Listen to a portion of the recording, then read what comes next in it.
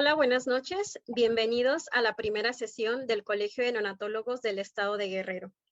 Primero que nada, quiero dar gracias al doctor Moisés Quiles y al doctor Gaspar Encalada por el apoyo que nos han brindado para poder formar parte y así integrarnos a la federación.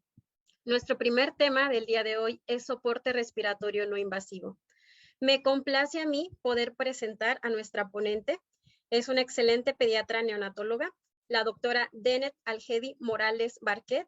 Ella es jefe del Departamento de Cuidados Intermedios al Recién Nacido del Instituto de Perinatología. Es presidenta del Consejo Mexicano de Certificación en Pediatría, sección Neonatología. Y pues bien, bienvenida doctora y de antemano muchísimas gracias. Es un honor poder contar con usted el día de hoy. Adelante, doctora. Pues muchas gracias, sobre todo doctora Sugeli por la invitación y sobre todo pues mis felicitaciones por haber constituido su colegio de neonatología en el estado de Guerrero. De verdad que qué honor iniciar con estas sesiones académicas.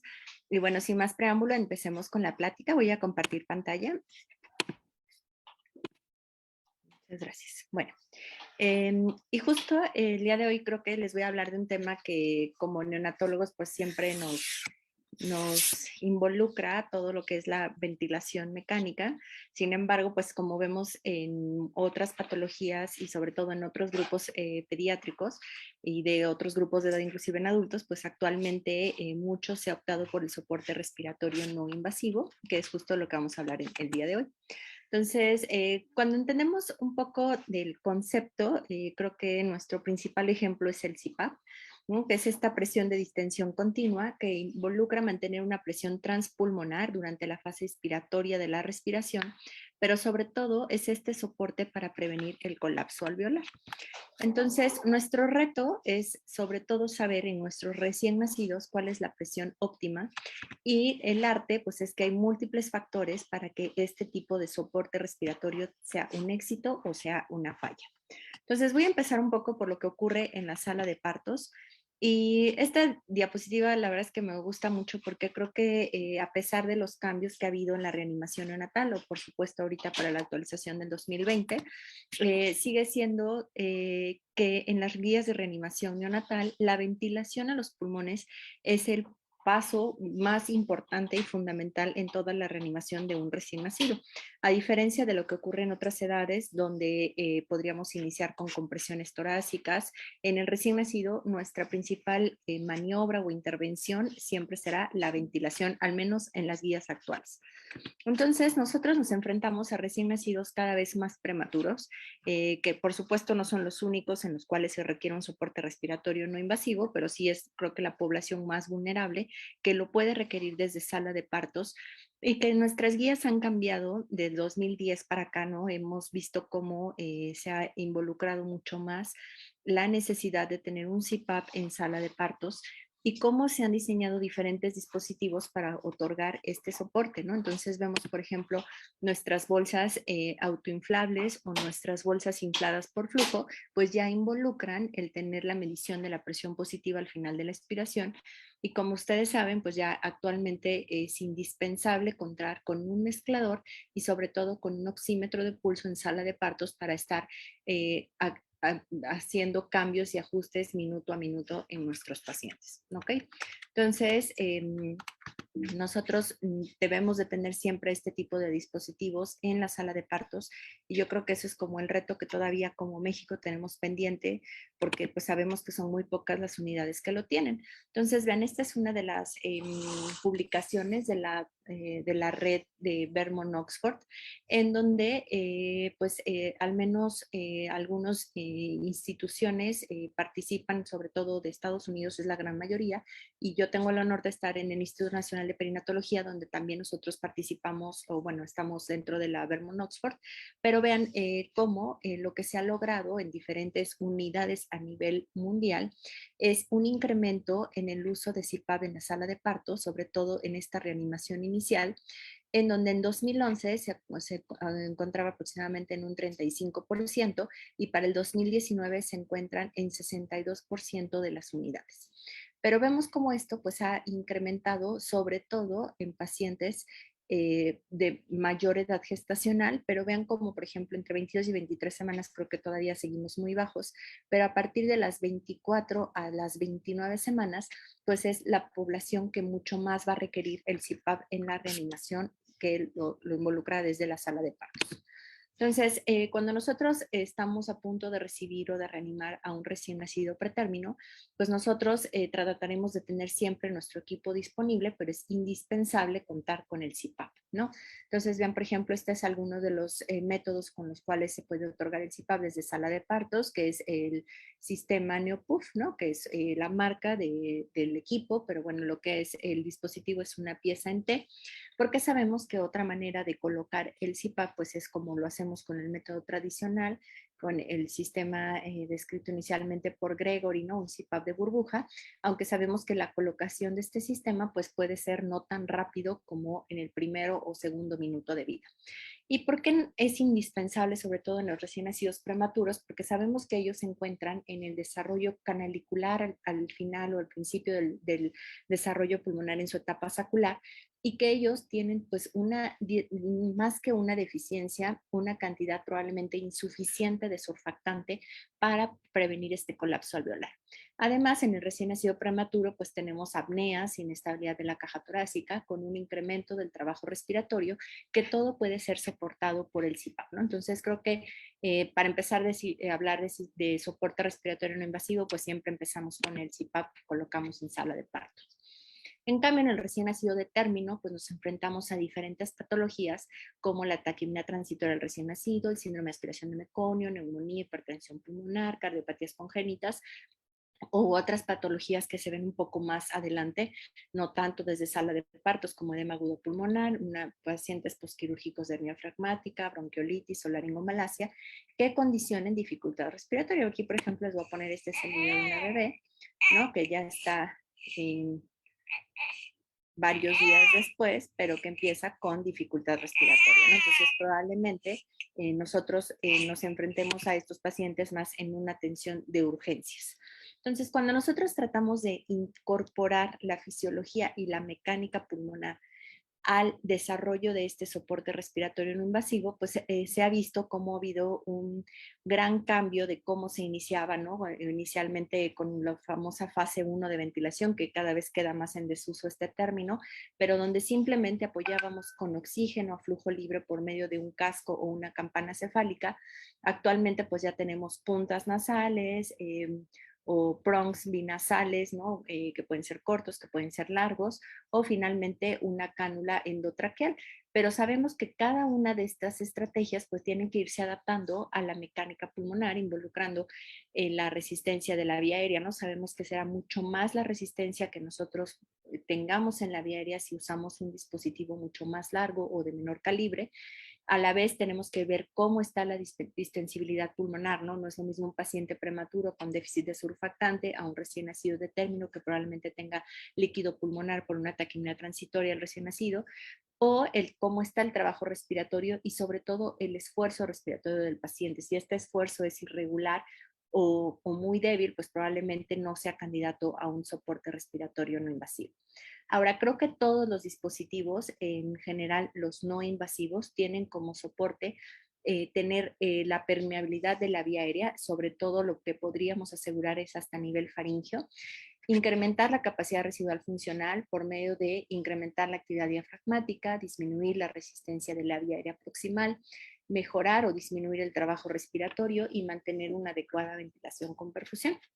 Entonces, si partimos de estos principios, que creo que es como en general las condiciones en las que podríamos utilizar la ventilación no invasiva, pues sería primero como el manejo inicial del SDR para evitar o para disminuir apneas o para evitar la falla de la extubación. Ahora, en forma global, creo que todo lo que hacemos para el soporte respiratorio no invasivo es evitar la intubación endotraqueal. Entonces, la extubación, voy a detenerme un poco a hablar de ella. Nosotros sabemos que pues hay pacientes que inevitablemente se intubarán, pero sabemos que mientras menos días permanezcan intubados, menor será el riesgo de displasia broncopulmonar. Entonces, siempre que nosotros tengamos un paciente intubado, pues sabemos que al tener parámetros bajos de ventilación, debemos de intentar la extubación, aunque no podríamos garantizar siempre el éxito. Y esto lo tomo de varios autores, en donde ya diferentes estudios han demostrado que si un paciente persiste más de 7 días intubado, en automático tiene mayor riesgo de displasia broncopulmonar, independientemente del uso de esteroides, del tipo de ventilación que se haya utilizado, si es volumen garantizado, alta frecuencia. Independientemente de esto, el solo hecho de intubar al paciente incrementa la inflamación, hay una detención de la alveolarización, entonces el paciente tendrá mayor riesgo de displasia broncopulmonar. Ahora, por supuesto, depende de la patología que estemos tratando, ¿no? Entonces, habrá pacientes que respondan bien y rápidamente a la ventilación no invasiva y habrá pacientes que tengamos que incrementar parámetros y que a pesar de que tengamos parámetros máximos, pues probablemente tengamos que intubarlos. Entonces, voy a empezar con el CPAP. El CPAP, como ustedes lo saben, pues yo creo que es el método de elección, sobre todo por su fácil uso, digamos, y su baja necesidad de insumos, digo baja necesidad, aunque sé que requiere mucho humidificador, blender, ¿no? O sea, conocimiento, pero sobre todo recordar que es lo que más se asemeja a lo que ocurre in útero. Entonces, in útero, nosotros sabemos que el líquido pulmonar va a estar generando una presión transpulmonar de aproximadamente 3 a 4 centímetros de agua y esto va a favorecer el desarrollo pulmonar. Entonces, esta presión de distensión continua que nosotros generamos con el CPAP, pues lo que hace ya en la vida postnatal de manera inicial es mantener a los alvéolos abiertos, pero a la vez favorecer la eliminación del líquido pulmonar. Entonces, vean, este video lo he presentado en varias ponencias, pero me gusta enseñarlo porque creo que es algo muy práctico de cómo tenemos el CPAP en la sala de parto. Se los voy a poner, es un bebé que acaba de nacer y vean cómo tenemos dificultad respiratoria, se ve polimédico.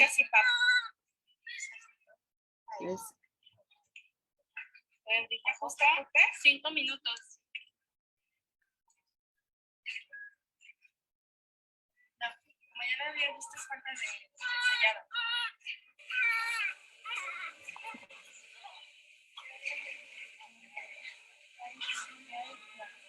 Sin oprimir la cola.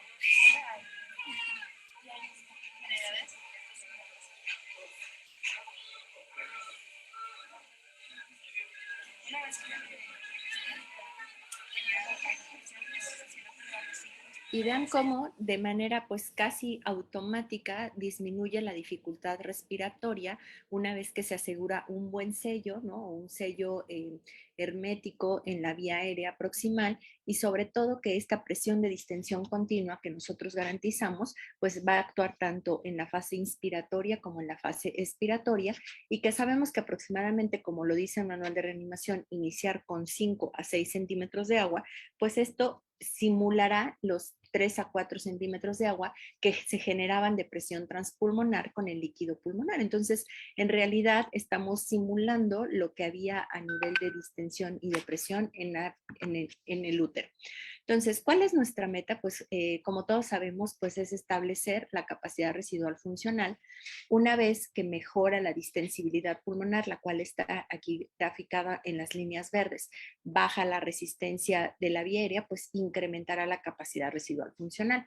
Pero vemos cómo los primeros 10 minutos, ¿no? Son como los más importantes, donde se logra casi hasta la mitad de esta capacidad residual funcional y por supuesto llegaremos casi a un 90% de formación de la capacidad residual funcional en las siguientes 12 a 24 horas, ¿no?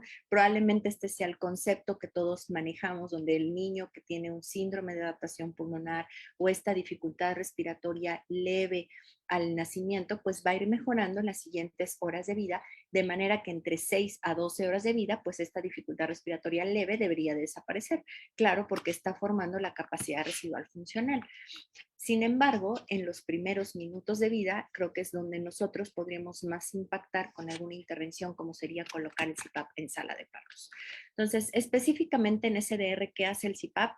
Pues va a reducir las atelectasias, va a mantener la capacidad residual funcional, mejora el intercambio gaseoso, estabiliza la caja torácica, preserva el surfactante surfactante endógeno y sobre todo da estabilidad respiratoria. Este artículo es un estudio en modelo animal, ya tiene bastantes años este artículo, pero sobre todo me gusta presentárselos porque vemos cómo el CPAP, ustedes recordarán varios estudios, sobre todo hechos por el doctor Morley en Australia, demostraron que el CPAP en sala de partos podía colocarse a 8 centímetros de agua en los primeros minutos de vida.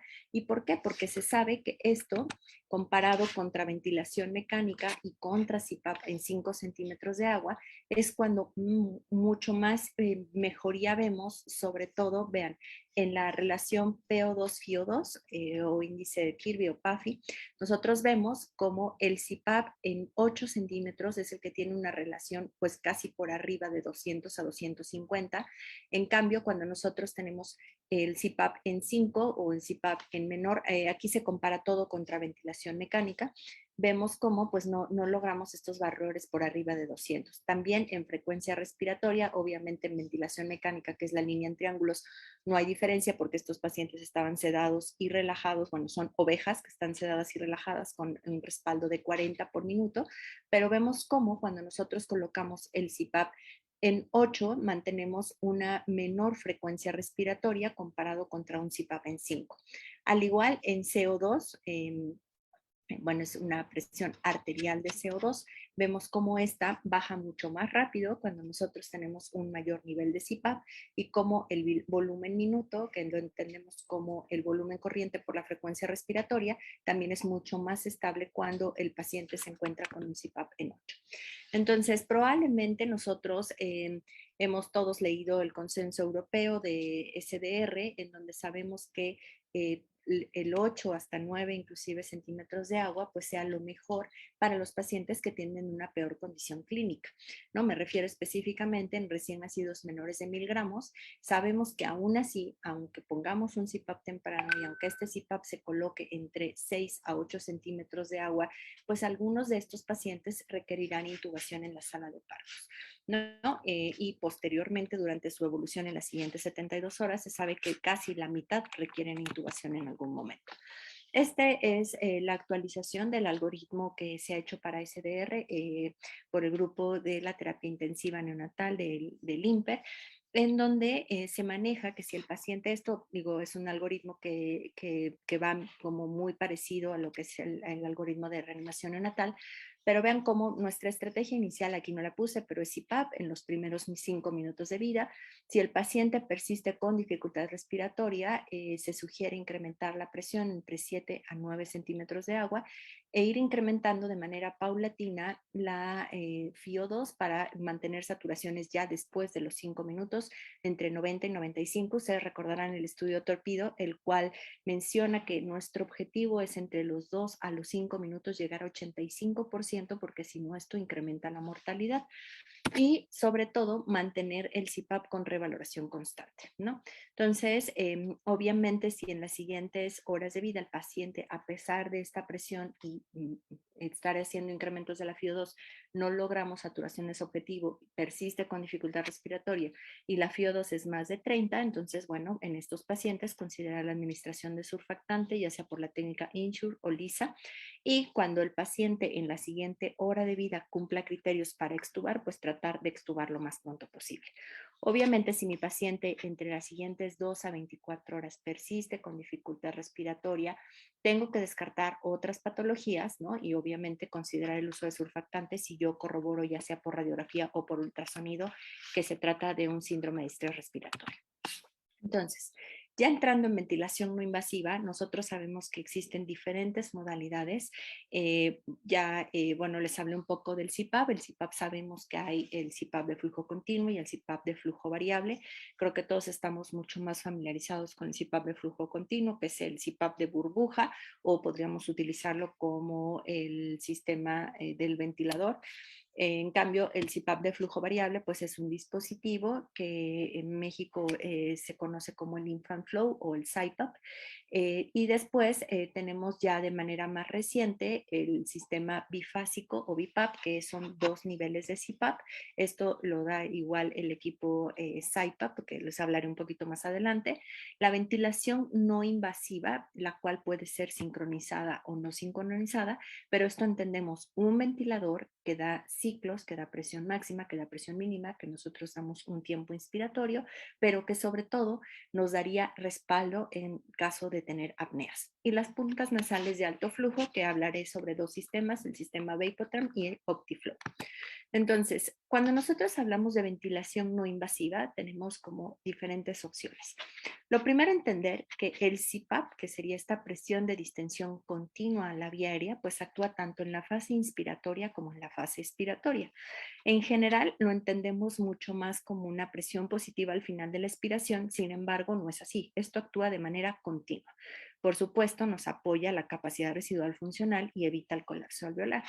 Ahora, cuando nosotros tenemos un BiPAP, es decir, 2 niveles o bilevel o 2 niveles de CPAP, lo que nosotros hacemos es manejar diferentes tiempos inspiratorios cortos o tiempos inspiratorios más largos, pero en los cuales nosotros tenemos una presión basal o una presión mínima y una presión máxima o presión inspiratoria pico.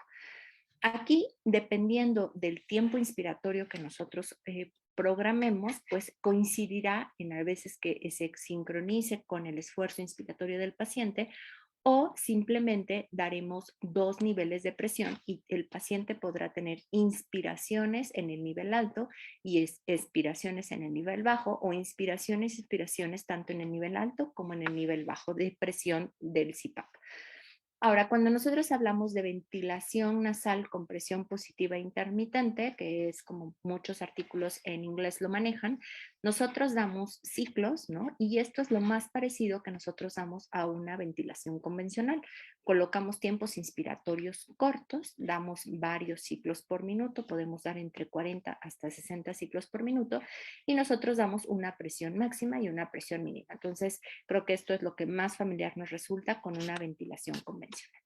Ahora, cuando nosotros programamos, por ejemplo, el CPAP, pues nosotros como tal no es que demos una presión máxima y mínima, sino que es una presión continua que habitualmente se maneja como al final de la expiración, pero que bueno, entendemos que es la presión que se está entregando como presión media a la vía aérea, que en general podríamos poner entre 3 y 8, ¿no? La gran mayoría de los centros creo que usamos entre 5 y 7, pero bueno, podría ponerse mínimo 3, algunos 8, algunos 9 centímetros de agua.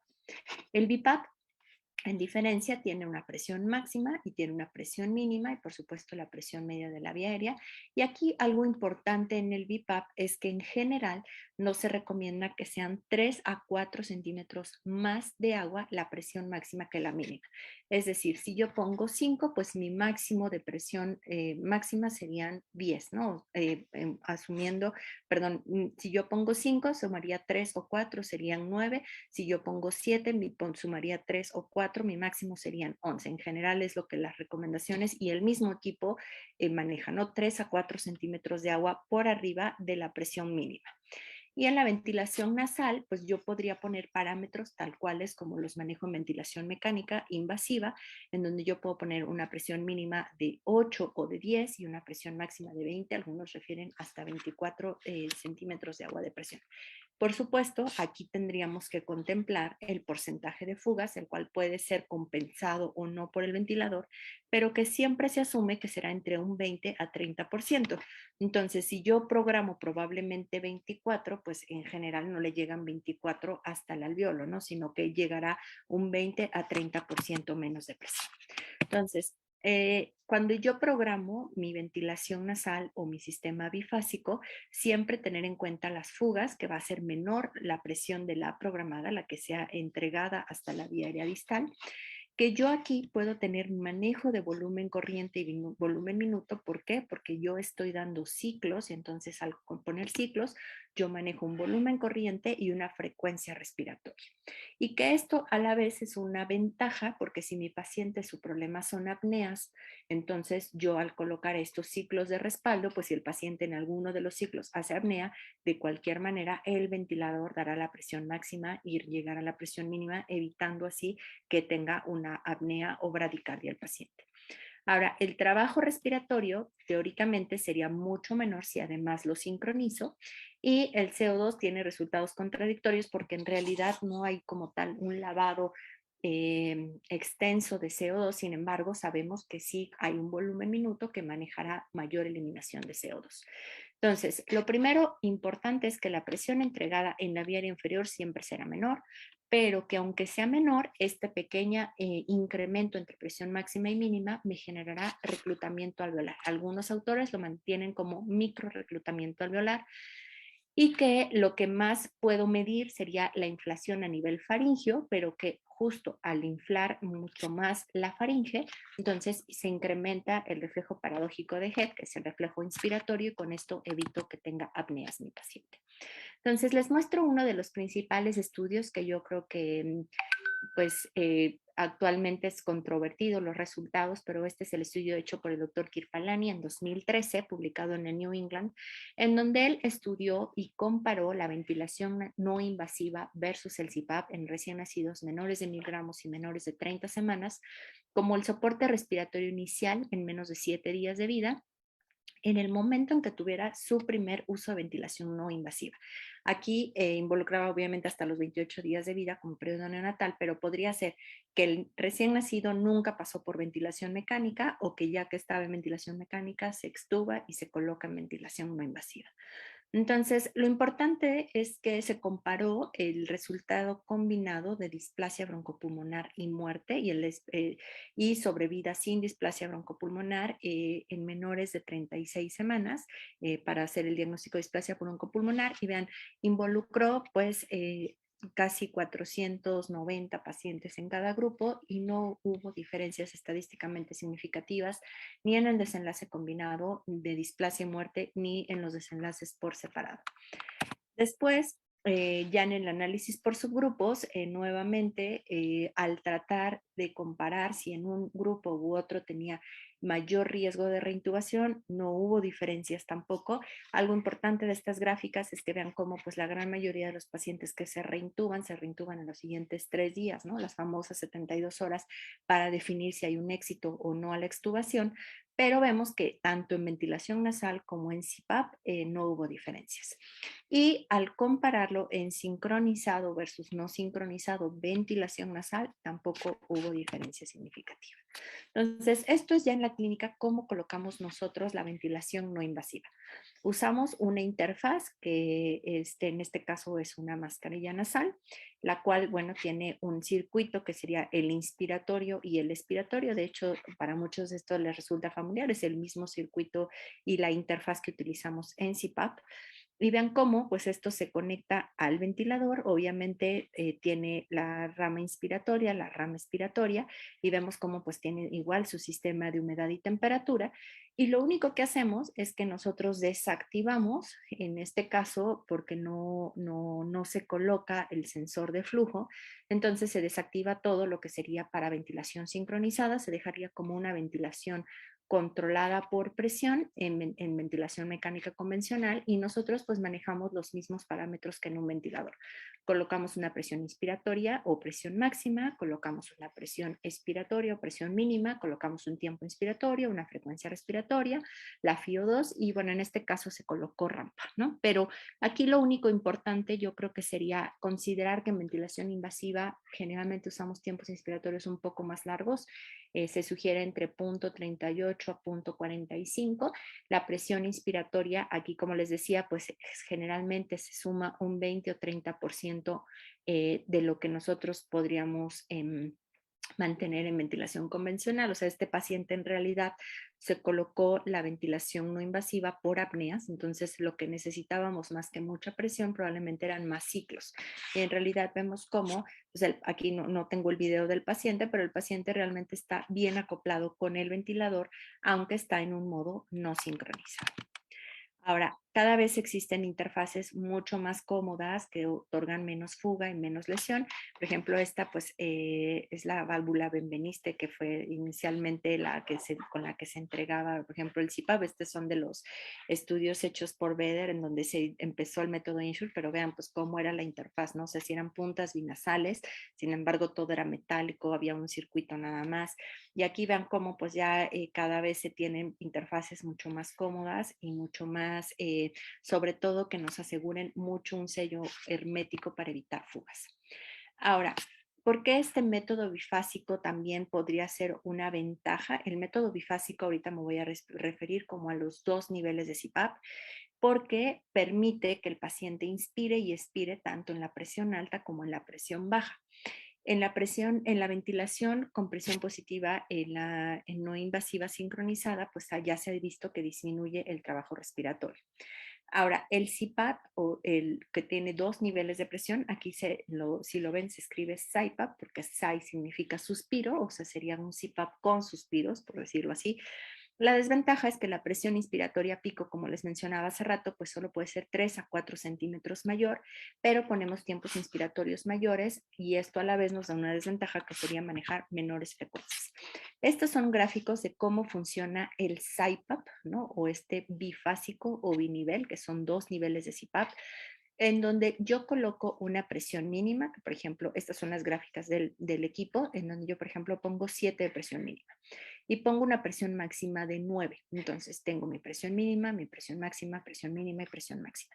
A la vez, aquí se mide el esfuerzo respiratorio del paciente, que esto se hace por medio de la cápsula de Gracie, que es, ahorita se las voy a enseñar más adelante, pero es un método de sincronización no invasivo, en donde vemos cómo el paciente tiene esfuerzo inspiratorio justo cuando está la presión baja, después tiene otro esfuerzo cuando viene la presión alta, después se incrementa mucho más esto durante la presión alta, pero lo que voy es que tenemos tanto esfuerzo en la presión baja como en la presión alta. Entonces, las que están marcadas con flechas, son las que coinciden con el paciente. Y entonces, aquí lo importante es que el paciente inspira y expira tanto en la presión alta como en la presión baja. Esto es si yo pongo tiempos inspiratorios largos. Si yo pongo tiempos inspiratorios más cortos como para tratar de sincronizar con el esfuerzo del paciente, también es posible. Sin embargo, ya no es como tanto el fundamento del CPAP, en donde lo que queremos es mayor presión para favorecer reclutamiento alveolar. Entonces, vean, esto es cómo hace la sincronización, la cápsula de Gracie, que se coloca a nivel subdiafragmático, y lo que hace es una cápsula de aire que digamos que se infla y se desinfla cuando hay coincidencia con el esfuerzo del paciente. Va a detectar este descenso del diafragma. Esto es independiente de la fuga que pudiera haber en la interfaz a nivel nasal u oral, y que además tiene un sistema de respuesta pues muy rápido, ¿no? Casi igual a un anemómetro de cable caliente como lo haría en ventilación invasiva. Entonces es un método de sincronización, por supuesto, si el paciente tiene tos, reflujo, le da hipo, ¿no? Pues todo esto podría ser considerado como un esfuerzo del paciente, pero creo que aquí el fundamento sería en pacientes que hacen apnea, pues no detectaría ningún movimiento diafragmático y entonces entraría la ventilación de respaldo. En cambio, esto sería lo que hace en ventilación no invasiva el neumotacógrafo, que sería lo que se podría utilizar como un sensor de flujo. Muchos ventiladores mecánicos neonatales tienen neumotacógrafo y esto sí podría considerarse como un método de sincronización en ventilación no invasiva. Aquí no hay como tal un anemómetro, que es el que creo que la mayoría de nosotros utilizamos en nuestros ventiladores neonatales, sino que tenemos aquí un gradiente de presión entre una presión máxima y mínima, y con esto detecta el esfuerzo del paciente y es así como se sincroniza. Entonces, este tipo de dispositivos comparados uno contra otro, pues en realidad no ha demostrado diferencia. Este es el equipo, perdón, en la foto que les puse aquí es del sistema o ventilador Giulia, que es de diseño italiano. Y vean, este estudio también ya es como más viejito, pero lo importante aquí es que quiero que vean cómo manejan los parámetros. En CPAP alto manejan entre 8 y 9 centímetros de agua, o la presión que sería como la presión más alta, la presión mínima en 4, y los tiempos inspiratorios entre 0.6 a 0.7 segundos, es decir, tiempos inspiratorios largos. Con esto nos permite dar ciclos entre 30 a 40 por minuto.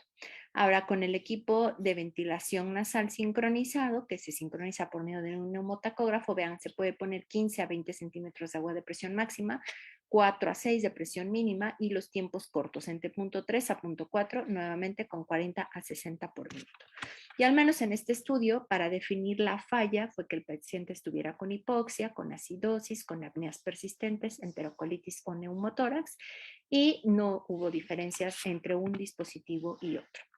Ahora, al compararlo contra el CPAP de burbuja, nosotros sabemos que el CPAP de burbuja como tal es un método mucho más fácil, mucho más accesible en cuanto a costos. Sin embargo, hay ciertas peculiaridades que hay que conocer, como la condensación que se generaría en el circuito. Esto aumenta la presión. Sabemos que nuestros circuitos de CPAP de burbuja no tienen trampa y eso pues así es como lo hemos manejado siempre. Sin embargo, en la rama que va hacia el generador de presión, ahí si se acumula o se condensa agua, podría, más o menos hay un estudio que demuestra que por cada 10 mililitros que se acumulen en esta rama que va hacia el generador de presión, podría incrementarse de 1 a 3 centímetros de agua.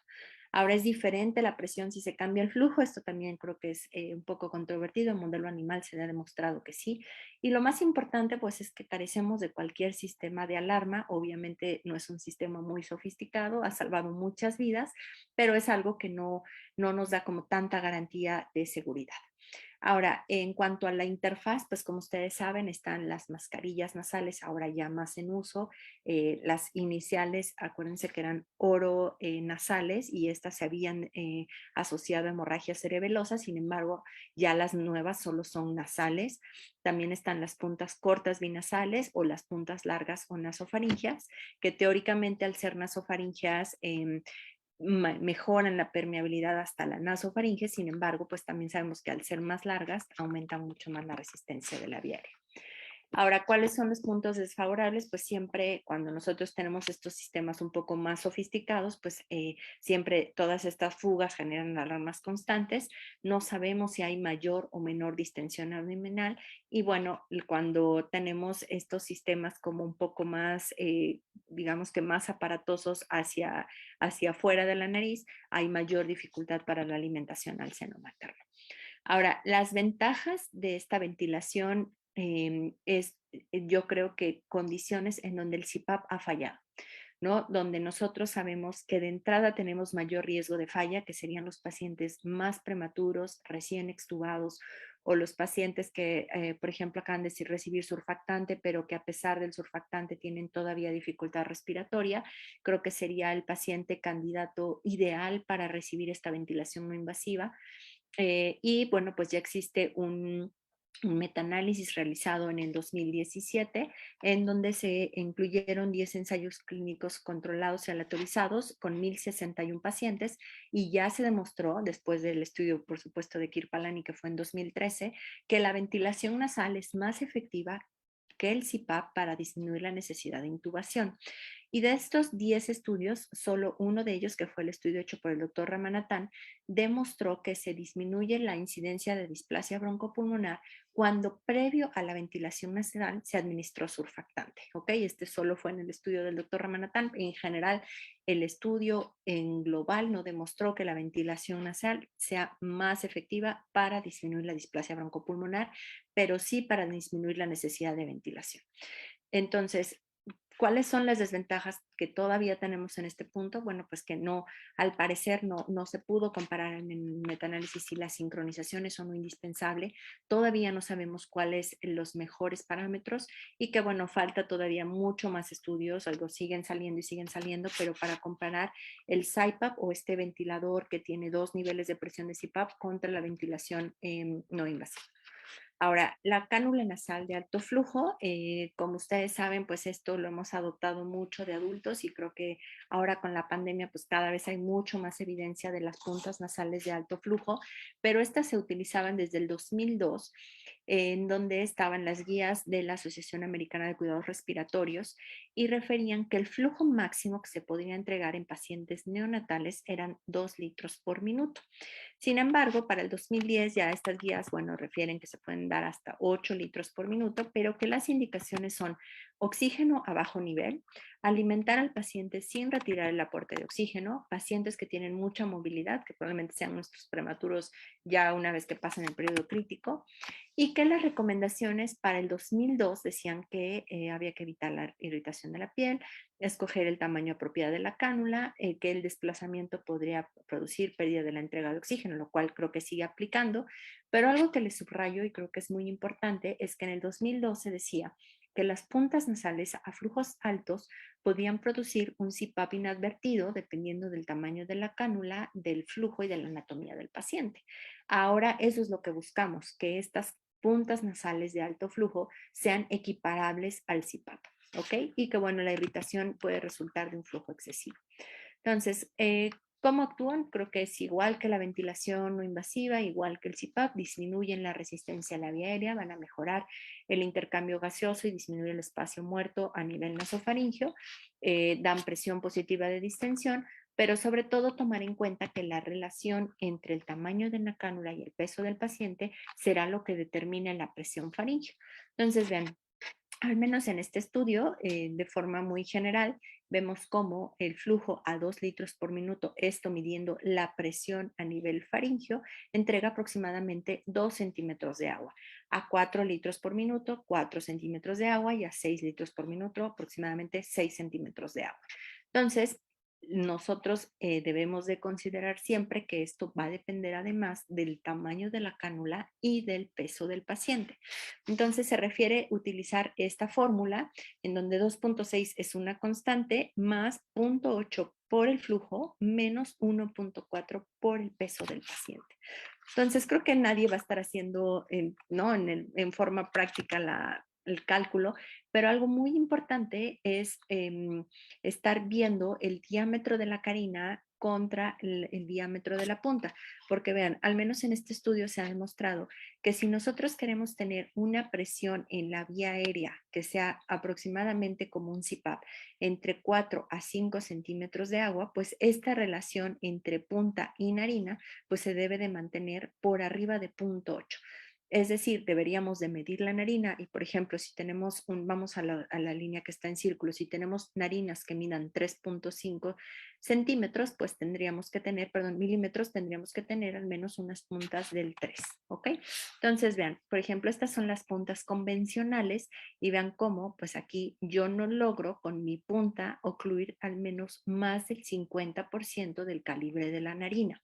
En cambio, si yo uso unas puntas que sean al menos más grandes en diámetro, que me ocluyan más del 50, idealmente hasta el 80% del calibre de la narina, yo puedo asegurar de una manera mucho más efectiva la presión entregada al menos a nivel faríngeo.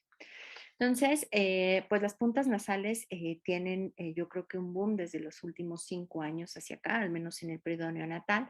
Vean cómo, pues al menos en esta encuesta hecho en Reino Unido, se utiliza en 77% como una alternativa al CPAP, 71% como un método de retiro del CPAP y 53% como un método post-extubación. Pero el principal punto yo creo que es esta percepción de beneficios donde al menos en enfermería y en familiares se refiere un mejor acceso al paciente y mayor facilidad para alimentar. Entonces, ¿cuál es creo que lo principal en las puntas es que son puntas que deben de tener humidificación y calentamiento de los gases. ¿Por qué? Porque estamos utilizando flujos muy altos que el paciente de forma natural no podría calentar y humidificar más de 2 litros por minuto. Entonces, vean, al menos, por ejemplo, para las puntas neonatales que vienen hasta 6 litros por minuto o la pediátrica que es hasta 7 litros por minuto, pues nosotros estamos obligados a tener sistemas de humedad y temperatura que nos aseguren que vamos a calentar y humidificar este gas. Entonces, si tenemos fugas muy grandes, pues la presión entregada será menos del 30. Entonces, esto dependerá del diámetro de la narina y del diámetro de la punta. Necesitamos, pues, obviamente, ideal tener sistemas que mejoren el límite de presión. Aquí, por ejemplo, estos son los sistemas que tenemos, yo creo que muchos en nuestros hospitales, que son los mismos sistemas que ocupamos para la ventilación mecánica, que nos asegurarían al menos una adecuada humedad relativa y una adecuada temperatura. Sin embargo, estas válvulas se liberan o se botan solos si excedemos de 40 centímetros de agua, ¿no? Entonces creo que aún así el sistema no es como el ideal. Ahora, las ventajas a utilizarlas en alto flujo, que por definición serían más de 2 litros por minuto, es que producimos lavado en nasofaringe, reducimos la resistencia de la vía aérea, se produce esta presión de distensión continua y que contra el CPAP pues, se ha asociado con menor trauma nasal. Ahora, las grandes desventajas, pues es que aquí sí hay una relación directa con el flujo, pero que involucra el peso del paciente y que no podemos medir la presión que estamos entregando. Entonces, les voy a mostrar algunos estudios que yo creo que pues son de los principales estudios o de los estudios como más sobresalientes sobre puntas nasales de alto flujo.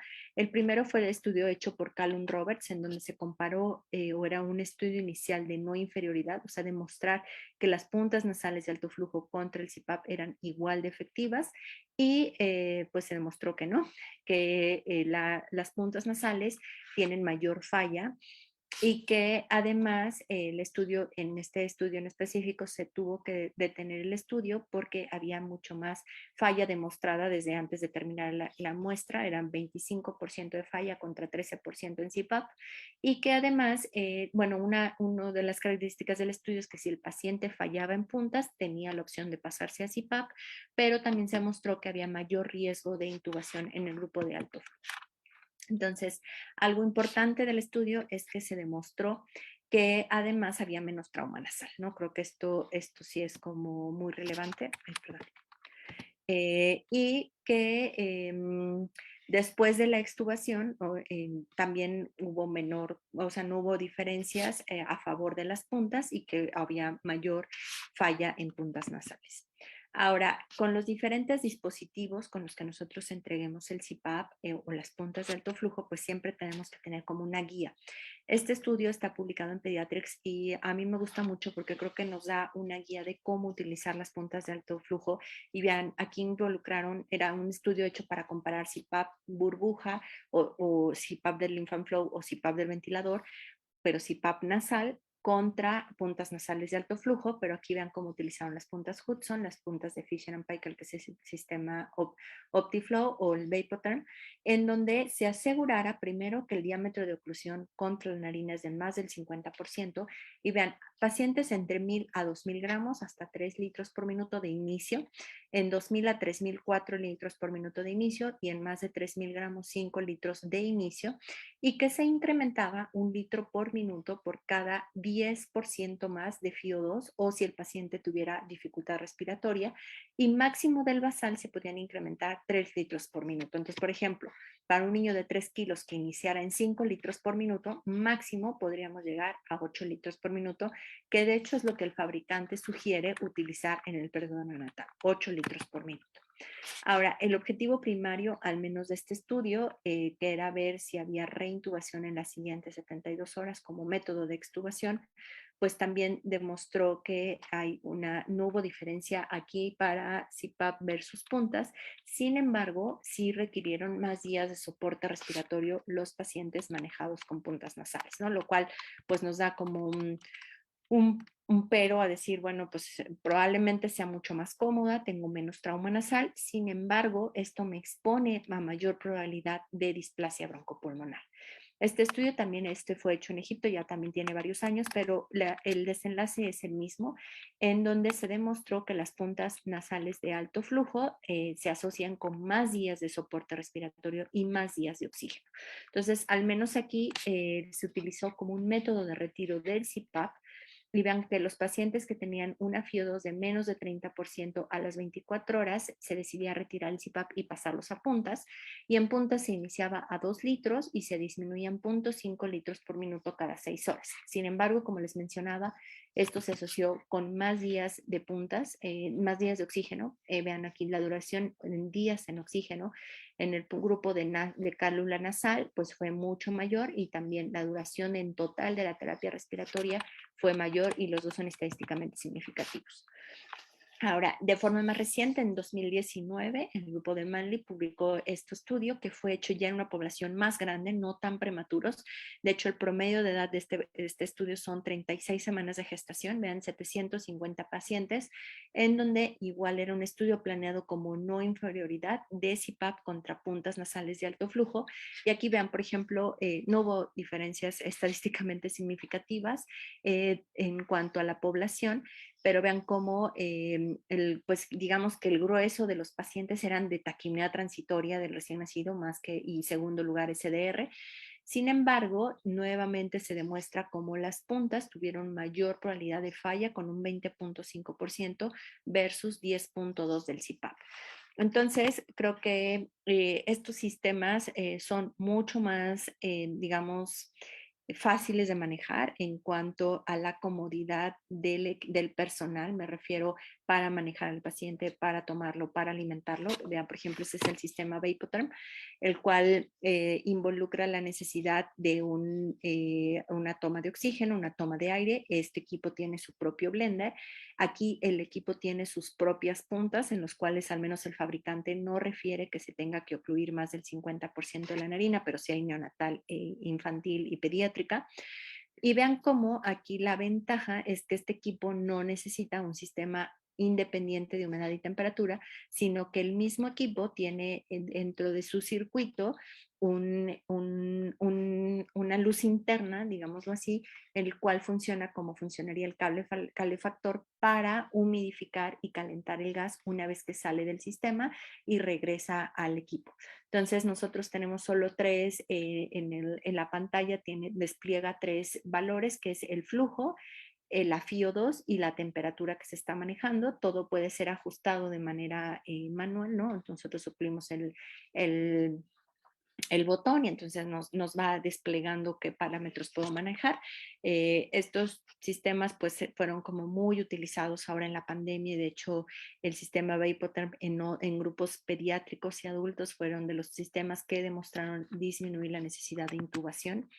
Y este es un sistema que también es diseñado, este es por Fisher & Paykel, en el cual se utilizan las puntas OptiFlow.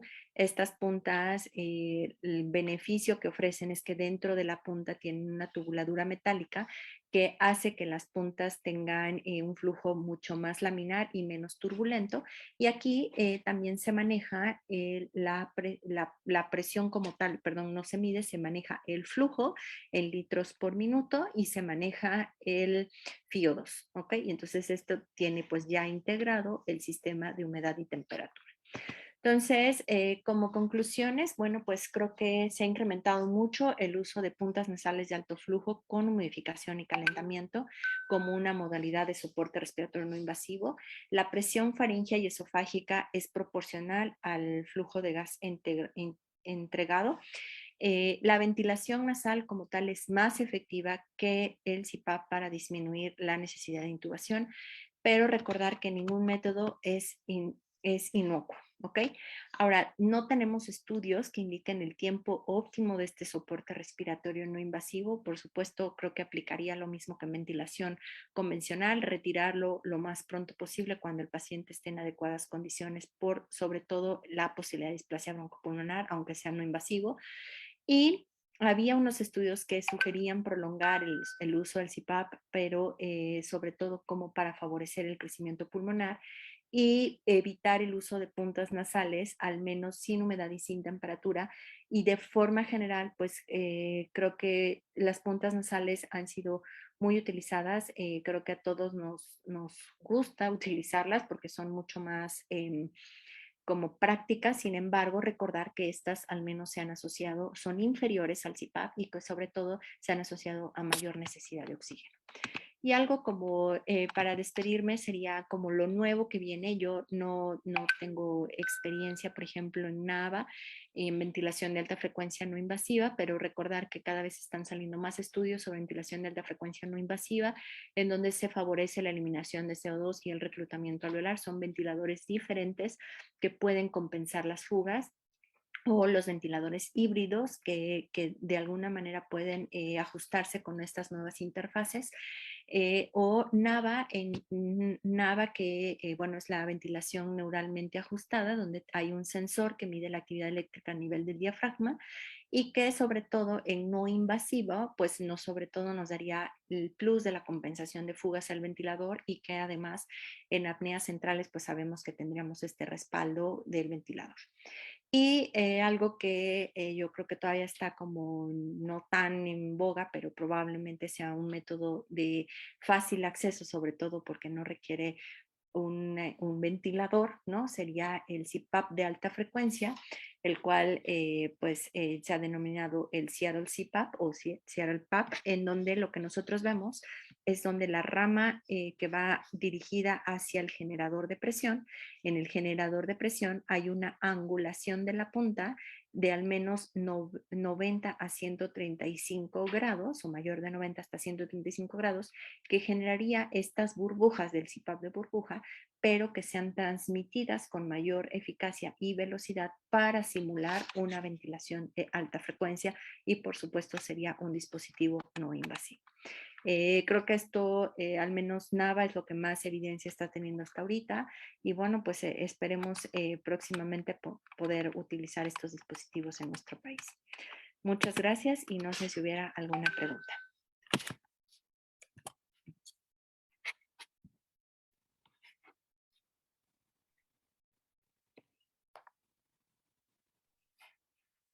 Excelente ponencia, doctora.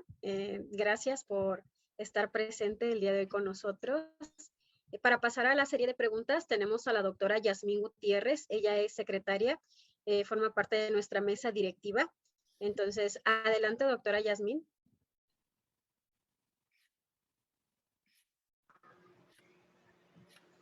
Hola, doctora, buenas noches. Un gusto saludarla nuevamente.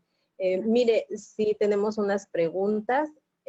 Aquí nos preguntan, ¿es imperante iniciar el uso temprano de CPAP en sala de partos con PEP alto para mejor resultado? ¿Cuánto es el FIO2 inicial que se recomienda, así como flujo de oxígeno? Ok, bueno, el CPAP en sala de partos, creo que el dispositivo que más tendríamos de acceso sería la pieza en T. Recordar que la pieza en T, pues ya hay dos en el mercado, ¿no? Está la de el sistema Neopuff, que pues es un ventilador completamente neumático, que nos maneja una presión máxima y mínima, pero que requiere al menos 10 a 15 litros por minuto para su funcionamiento, y que recomendaciones generales del manual de reanimación seguimos que la reanimación inicial en prematuros sea con una FIO2 inicial del 30%.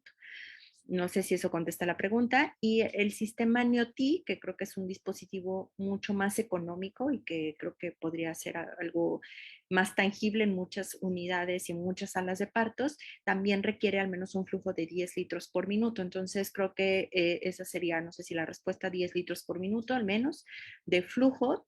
Y siempre recordar que tenemos que tener un mezclador y que inicial en prematuros sería 30% de FIO2 y en recién nacidos de término 21% de FIO2.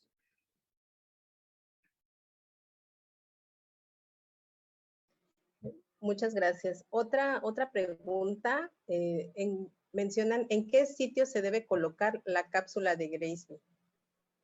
Se coloca subdiafragmática, que como referencia es 1 a 2 dedos por debajo del apéndice gifoides y es sobre la línea media.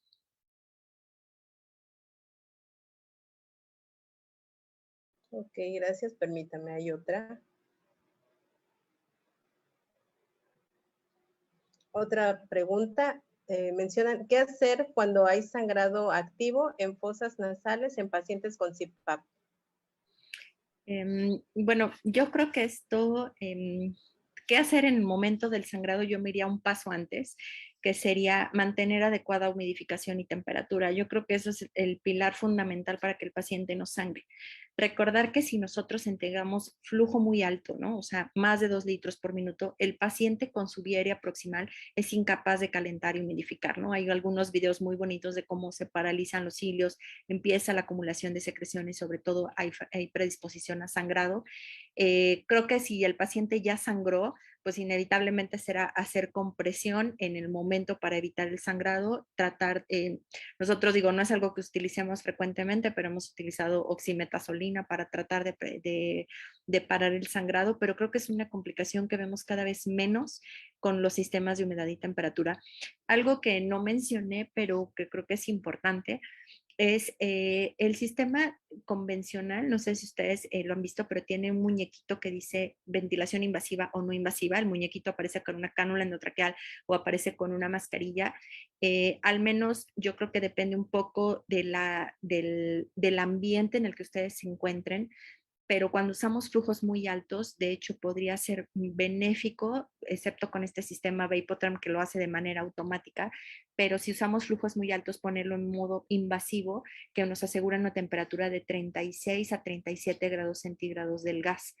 Porque si nosotros lo ponemos en no invasivo, estamos entre 33 y 35 y con flujos muy altos a veces es insuficiente y eso sí puede resecar mucho la vía aérea.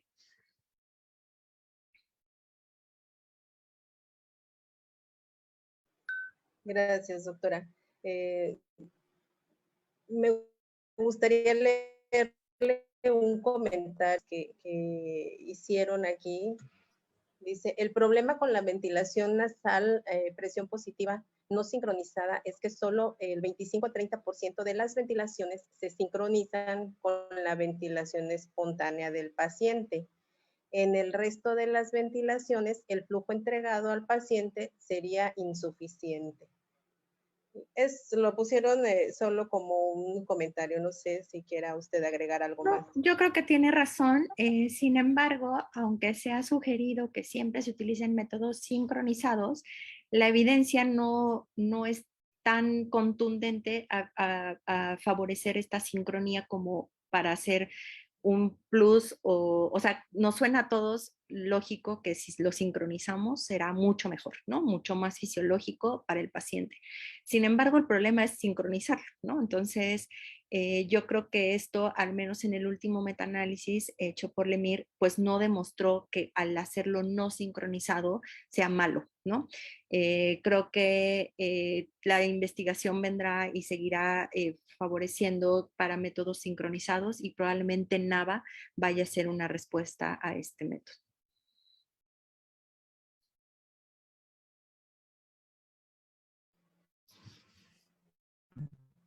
Muchas gracias, doctora. Yo sí tengo otra pregunta de manera personal. En muchos hospitales no contamos con blender. ¿Sí? No digo que en todos, ¿verdad? Aquí en el estado de Guerrero no los conozco a todos los hospitales. Sin embargo, es un factor común que no contamos con el blender. Así que en muchos donde también yo trabajo, no podemos, ¿verdad? Como quisiéramos utilizar el CPAP, utilizamos el CPAP convencional. Y como no contamos con el blender, no sé qué tan recomendable es el retiro gradual de la presión. ¿Lo recomienda? ¿No lo recomienda? Porque se puede, bueno, le cedo la palabra de su comentario. Pues no sé, creo que esta es como la pregunta de ¿qué hacemos si no tengo? ¿Qué hacemos? Quisiera decirte que lo mejor sería no bajarle la presión, pero también entiendo que están manejando 100% de FIO2, ¿no? O sea, no hay blender, estás manejando 100% de FIO2, ¿qué hago? No lo sé. Probablemente a veces siempre pensamos en el CPAP como el CPAP de burbuja, como el método tradicional descrito por Gregory, que tenga, que además es un método accesible, que no requiere tanta infraestructura. Pero, por ejemplo, algo que creo que podría ayudarles en unidades donde no tengan Blender, existe ni siquiera tengo el nombre ahorita, pero es como una pieza en Y, ¿ok? Que lo que hace es que es un Blender, se llama creo que Blender mecánico o algo así, tiene, ya hay una empresa en México que lo distribuye, y entonces tú tienes la toma de oxígeno y la toma de aire y un flujómetro. Y entonces pones el flujómetro y dependiendo de la mezcla que tú quieras entregar, esto es una Y, literal, conecta el aire con el oxígeno y hace la mezcla y te da un aproximado mucho más real a un Blender. Y esto cuesta creo que 800 o 1000 pesos. Y entonces creo que eso sería mucho mejor que estar haciendo como este tipo mejor le bajo la presión. O sea, creo que esto es algo, una cosa más real para muchas unidades. Si quieres, déjame busco al proveedor, porque de hecho apenas vimos el equipo, pero es un blender mecánico. Entonces, mezclas, si tienes una toma de aire y una toma de oxígeno, la unes por esta y entonces te dice, por ejemplo, no tengo ahorita el cuadrito en la mente, pero por ejemplo pones 5 litros de oxígeno con 10 litros de aire y entonces eso te hace una mezcla del 40%. Y entonces creo que esto es algo más tangible y más real que nos da un poco más de seguridad de lo que estamos haciendo. Y si bajar la presión, probablemente si tengo unas presiones muy altas, 8 o 9, pues claro, bajarla a 6, a 5 y ya retirar el CPAP, pero bajar mucho más la presión probablemente no me dé un beneficio, sobre todo asumiendo que la presión que yo entrego en la vía proximal no es lo que va a llegar a la vía distal. Entonces, por ejemplo, bajarlo a 3 o a 2 probablemente no tenga ya mucho sentido, sino mejor retirarlo. Pero creo que este blender, de hecho, te voy a buscar el dato, pero sí se llama blender mecánico, es muy barato, muy accesible, y yo creo que esto podría ser como la solución a muchas unidades en México que siguen sin blender.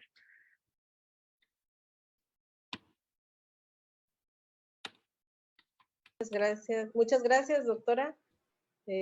No veo alguna pregunta más. Permítame.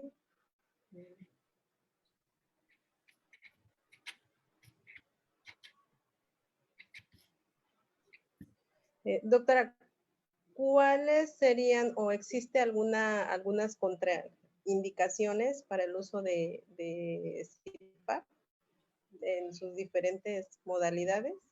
Creo que como contraindicación absoluta sería únicamente alguna malformación de la vía aérea proximal, en donde exista una fuga muy importante, donde ni siquiera se puede asegurar la fijación, ¿no? O sea, pacientes con mucho defecto de labio paladar hendido o algo así que no pudiéramos asegurarnos una fijación. Sin embargo, yo alguna vez estuve en un congreso donde hacen unas mascarillas por medio de estas impresiones 3D, donde la adaptan a la anatomía del paciente. Digo, creo que esto todavía está más difícil, pero podría ser como la contraindicación o síndrome de Pierre-Robin, ¿no? O algo que tenga 13, obviamente, de la vía aérea proximal, pues no podría utilizarse. Y como contraindicación, también, por ejemplo, la atresia de esófago, que tenga un cabo proximal ciego, en donde pues, podríamos crear mucha presión a nivel faríngeo y esto poder causar alguna lesión esofágica. Y antes se describía que pacientes con hipertensión intracraneana, con hidrocefalias muy importantes, pues también estaría contraindicado, porque esto podría incrementar mucho más la presión intracraneana, pero sin embargo son contraindicaciones relativas. Y, por ejemplo, enterocolitis, que siempre nos da mucho miedo, ¿no? La ventilación no invasiva en enterocolitis es una contraindicación relativa, yo creo que un poco más de la experiencia de cada centro.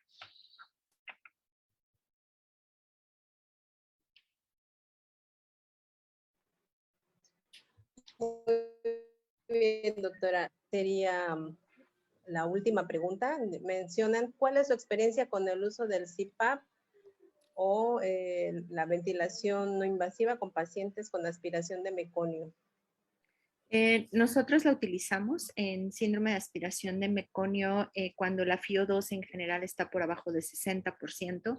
Creo que antes se consideraba igual contraindicado porque probablemente esto podía favorecer mayor riesgo de neumotórax o algunos otros síndromes de fugas de aire.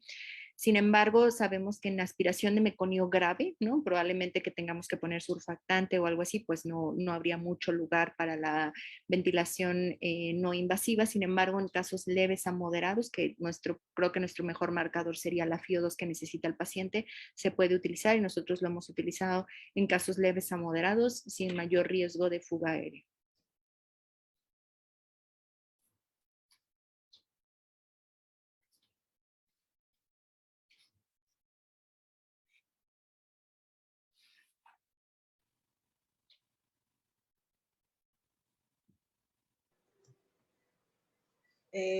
Una más. Preguntan si es recomendable utilizar puntas nasales posterior al retiro del CPAP o cámara cefálica. A ver, posterior al retiro de CPAP, sí, de hecho les mostré un estudio donde se utiliza como método de retiro del CPAP.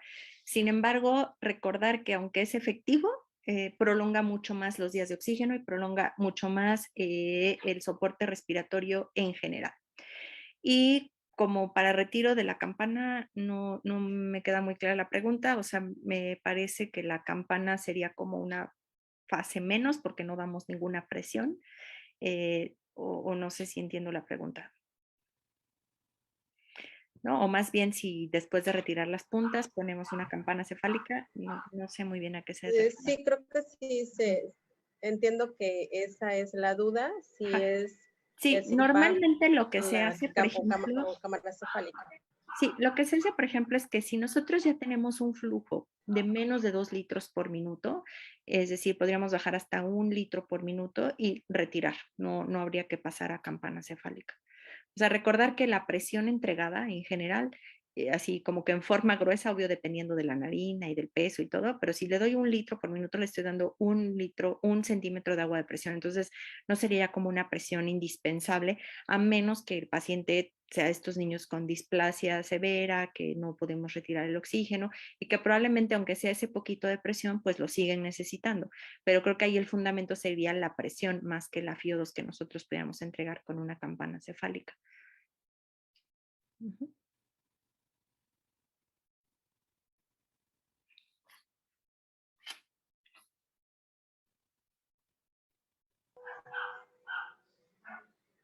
Bueno, tenemos una pregunta más y creo que ya ahora sí, la última dicen. ¿Es recomendable utilizar puntas? No, esta no, perdón. Ya la contestaron. En un paciente con enteritis está contraindicado. Yo creo que un poco depende de la experiencia en el centro. Como tal, no está contraindicado. Obviamente, si el paciente ya está perforado, pues ya lo que sigue es cirugía, intubar y, ¿no? Pero a lo mejor en una enterocolitis ¿no? confirmada, un estadio 2A o 2B, si el paciente tiene mucha distensión abdominal, siempre da miedo que esta ventilación nasal o que este dispositivo no invasivo, cualquiera que sea, distienda mucho más el intestino, el estómago. Entonces, a veces nosotros, por ejemplo, en casos no con tanta distensión abdominal, lo que hacemos es colocar una sonda orogástrica de mayor calibre para favorecer la descompresión gástrica y a la vez pues continuamos con la ventilación no invasiva. Por supuesto, si el paciente tiene una distensión abdominal muy importante que cause restricción de tórax, pues la verdad es que muchos de estos niños terminamos intubándolos.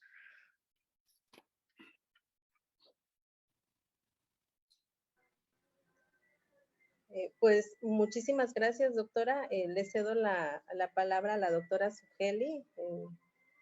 Es un gusto. Excelente ponencia, doctora. Muchas gracias. Pues quedamos atentos. Gracias. Muchísimas gracias, doctora. Pues en el panel hay muchísimas felicitaciones, todos comentando excelente ponencia. Gracias por las aportaciones, sobre todo por el dato del blender que comentó. Yo quiero hacerle también otro comentario. Sin duda, pues Guerrero, aquí nos hace falta muchísimas cosas, ¿no? En el hospital donde yo laboro, que es el Hospital General de aquí de Acapulco, tratamos de adaptar, ¿no? Un blender como tal, porque habíamos visto también que causaban pues complicaciones el hecho de utilizar un CPAP así, ¿no? Sin blender. Entonces, de verdad es Es algo con lo que poco a poco también nosotros vamos trabajando e innovando con lo que tenemos, ¿verdad? Y muchísimas gracias por esa aportación. Créanme que es de mucha utilidad todo lo que usted nos comentó. Gracias nuevamente, excelente ponencia. Esperemos que podamos volver a contar con su presencia en próximas sesiones. Muchas Y de gracias. parte de todo el Colegio de Neonatólogos, muchísimas gracias. Y pues pasen buenas noches, nos vemos en nuestra siguiente sesión. Espero que todas sus preguntas se hayan respondido y si no, pues tenemos todavía abierto el chat o igual al correo. Gracias y buenas noches a todos. Muchas gracias, hasta luego, buenas noches y felicidades por su colegio. Hasta luego. Gracias, doctora. Hasta luego.